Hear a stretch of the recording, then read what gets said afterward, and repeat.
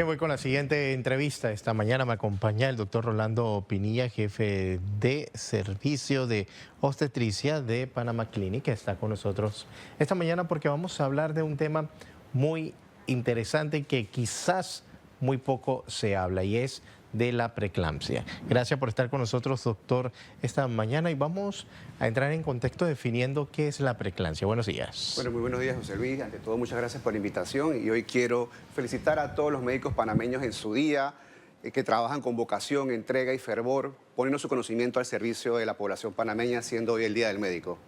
Vamos a hablar un poquito sobre la preeclampsia, que es una enfermedad que solo nos da las pacientes embarazadas, pero que causa muerte, siendo la segunda causa de muerte a nivel mundial, y en Panamá no escapamos de esa realidad, José Luis.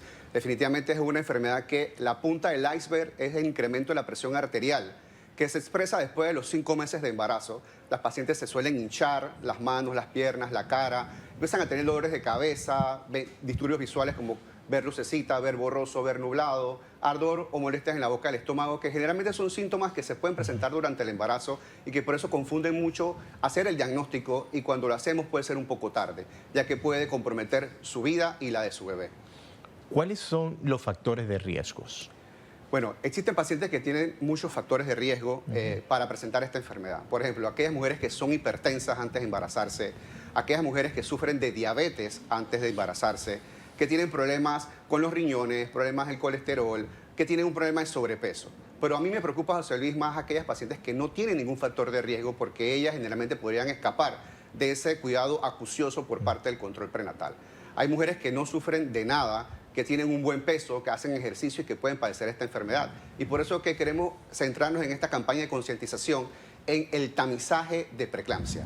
Poder tamizar a todas las mujeres para poder exactamente definir cuál es el riesgo que tiene de desarrollar esta enfermedad, que puede cobrar la vida tanto de ella como de su bebé. ¿Cómo se hace este tamizaje, doctor? Es un tamizaje que realizamos en el primer trimestre. Generalmente lo podemos hacer junto con el de aneuploidías o el de síndromes, el trisomía 21, 13 y 18. Lo podemos mezclar ahí y con un ultrasonido y hormonas en la sangre de la madre entre la semana 11 y 13 se puede poder precisar cuál es el riesgo que tienen estas mujeres de padecer de preeclampsia de manera muy temprana, menos de 34 semanas, prematuros, pero un poquito más allá de las 34, pero menos de 37 semanas, poder predecir si su bebé va a tener complicaciones del crecimiento, que se llama restricción de crecimiento intrauterino, y hacer intervenciones, José Luis, que creo que esto es lo importante, para poder minimizar la aparición de la enfermedad en un 60 a 70% con el uso de aspirina. Y si aparece la enfermedad, aparece bien tardíamente, donde la cura, que empieza con la interrupción del embarazo, no causa un problema tanto para ella ni para su bebé. Bien, hay algunos mitos, doctor, sobre este tema. Usted ha mencionado que se interrumpiría el embarazo, pero ¿en qué momento se toma esa decisión? Sí, bueno, antes pensábamos que con interrumpir el embarazo se presentaba la cura completa para la madre. Recordando que si la enfermedad se presenta de manera muy temprana y agresiva, no podemos poner en riesgo la vida de la mamá. Entonces, empieza a curarse cuando sacamos el bebé y la placenta. Y esto pone en peligro al bebé si es demasiado prematuro. Y esto lleva incluso a que tengamos más o menos unas 500.000 muertes al año en todo el mundo de neonatos, producto de tener que interrumpir estos embarazos, o que la enfermedad es tan agresiva que estos niños pueden morir dentro del útero. Entonces, al tener el diagnóstico con la elevación de la presión arterial, alteraciones en los síntomas que le acabamos de mencionar, laboratorios que nos hacen ver que tenemos alteraciones tanto de los riñones, del hígado, componentes sanguíneos como las plaquetas, nos hace saber que esta paciente va hacia un grado de complicaciones tan severo que pone en peligro su vida y tenemos que interrumpir el embarazo. Pero lo importante aquí es que antes considerábamos que interrumpir el embarazo, madre curada, no hay más problemas, y nos descuidábamos. Hoy día sabemos que esta enfermedad trae secuelas a largo plazo, porque daña el endotelio. El endotelio es el tejido que recubre todos los vasos sanguíneos que tenemos en todo nuestro cuerpo. Y a largo plazo, entre 2 a 10 años, estas pacientes empiezan a padecer de presión arterial. Tienen 2 a 3 veces más riesgo de tener infartos del corazón que otras mujeres que no han tenido esta enfermedad. Infartos del cerebro y problemas con sus riñones, quedando conectadas a esas máquinas de hemodiálisis esperando por un trasplante renal. Y en Panamá tenemos listas de espera de mujeres que el único factor de riesgo que ha tenido para tener un daño renal y esperar un trasplante es haber padecido de una preeclampsia. Bien, doctor, una vez si la mujer queda padeciendo de esta enfermedad, ¿puede volver a embarazarse? Sí, la paciente puede volver a embarazarse, tiene riesgos. Sabemos que tiene riesgo de padecer nuevamente la enfermedad, más o menos si la preeclampsia fue severa o grave, entre un 25% de probabilidad de padecer nuevamente, pero podemos minimizar estos riesgos con un control de salud apropiado, controles prenatales y el uso de aspirina. Hemos logrado que mujeres que han tenido desenlaces nefastos en su primer embarazo, al continuar en un segundo intento, podemos llegar con estos embarazos a término con un adecuado control de salud. Ganancia de peso apropiado durante el embarazo, prepararse para el embarazo, si está padeciendo de hipertensión, controlar esa presión arterial, utilizar los medicamentos adecuados y podemos entonces tener un embarazo subsiguiente con un desenlace totalmente distinto y feliz para ellos. Doctor, algunas mujeres señalan de que han quedado sufriendo de preeclampsia una vez hayan dado a luz. Sin embargo, usted ha mencionado acá que con el tamizaje se puede ir detectando, es decir, no es en el momento del parto que se detecta eso, sino es que es cuando se desarrolla. No sé, usted nos explicará un poco. Sí, bueno, mira, existen dos tipos de presentación de la enfermedad, una muy agresiva y temprana y una que se presenta tardíamente. La agresiva y temprana tiene que ver mucho desde el momento en que se implanta el embarazo en el útero y se forma la placenta. Esa placentación se da de una manera inadecuada y eso desde ese momento se están dando todos los procesos que terminan desarrollándose luego, los 5 meses de embarazo, la expresión de la enfermedad. Pero se da desde el momento de que la placenta se anida. Y hoy podemos predecir qué pacientes pueden desarrollar esta enfermedad tan agresiva. La otra presentación viene mucho más con los estilos de vida. Pacientes que no se cuidan durante el embarazo, no acuden a los controles prenatales, son hipertensas y no controlan su presión arterial, tienen una ganancia exagerada de peso, ellas generalmente desarrollan la enfermedad más tardíamente. Entonces hay una diferenciación entre estos dos tipos de preeclampsia. La mayoría, las que podemos precisar o podemos predecir con una mayor certeza, es la más agresiva, que es lo importante, y usando aspirina entre la semana 14 y 16, disminuimos estos riesgos en un 70%. ¿Y estos tratamientos no afectan al bebé? No, la aspirina no ha demostrado que produzca alteraciones sobre el bebé, es más, nos ha ayudado incluso en los procesos de restricción de crecimiento, que es cuando el bebé no crece apropiadamente, a que puedan alcanzar una mejor edad gestacional antes de tener que interrumpir su embarazo. ¿Los partos con estas mujeres son normales o se hace con cesárea? Buena pregunta, José Luis. Bueno, aquí es importante saber que el parto vaginal siempre va a ser la indicación, ya que es la manera más fisiológica. Hay algunas indicaciones obstétricas que nos obligan a tener que llevar a estas pacientes a cesárea y es importante con lo de la aspirina sí tener en cuenta que tenemos que suspenderla a las 36 semanas porque puede incrementar el riesgo de sangrado al momento del nacimiento y más si vamos a una intervención quirúrgica. Pero siempre que se pueda, tratamos de que el parto sea vaginal.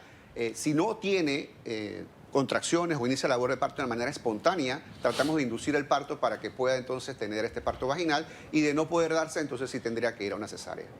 Bien, una vez si se da este parto vaginal, no sale inmediatamente la mujer de observación, se mantiene un par de días en observación. Es correcto. Mira, generalmente recomendamos que la observación sea por unas 72 horas, unos 3 días, porque hay complicaciones que se pueden dar durante el parto inmediato. Hay algunas pacientes incluso que desarrollan esta enfermedad al 7º día de haber tenido su bebé. Entonces, hasta ese periodo también tenemos que estar en vigilancia y en cuidado. ¿Qué edades pueden afectar, doctor? Porque es una realidad en el país que hay menores de edad embarazada. ¿Puede una menor de edad presentar este problema? Sí, mira, los extremos de las edades es la que se habla que pueden tener más riesgo de desarrollar esta enfermedad, pero las adolescentes generalmente se complican más. ¿Por qué? Porque estamos juzgando la presión arterial, que como decimos es hoy día todavía el diagnóstico de la preeclampsia, como si fuera una paciente adulta. Y sabemos que los adolescentes, los menores de edad, tienen desviaciones estándares para su presión arterial.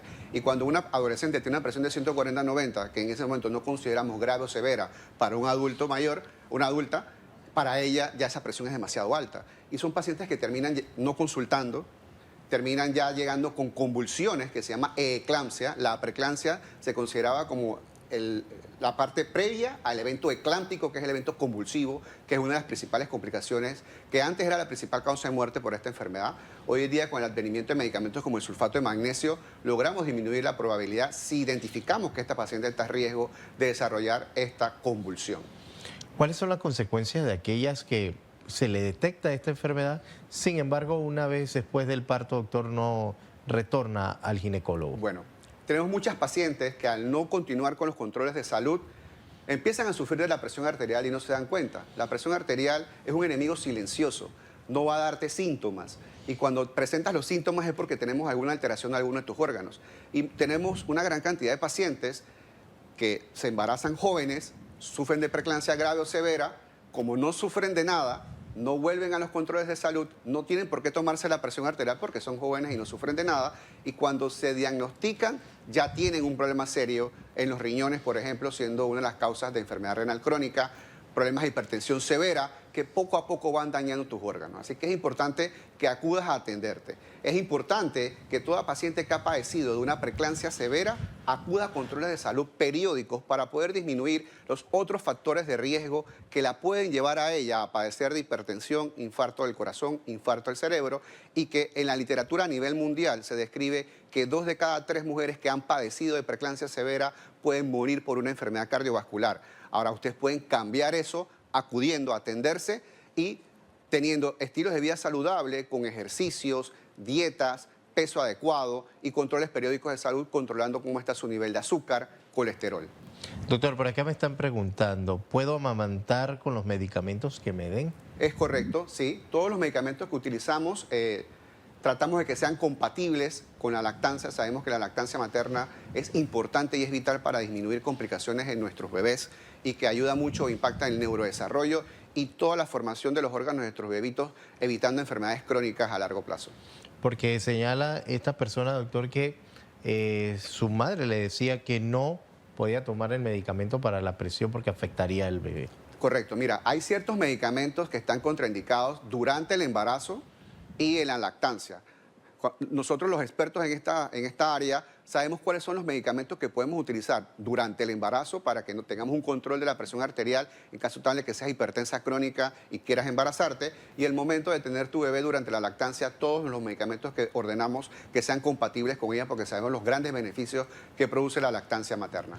Se recomienda, doctor, una vez pasado el parto, hacerse exámenes de riñones, de hígado, electro.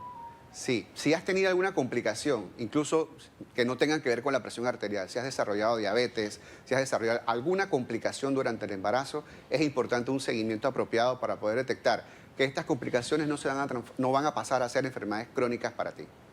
Doctor, aquellas mujeres que están embarazadas, tienen una mala alimentación, no hacen ejercicio, ¿pueden también tener este riesgo, una probabilidad mayor que otras? Es correcto.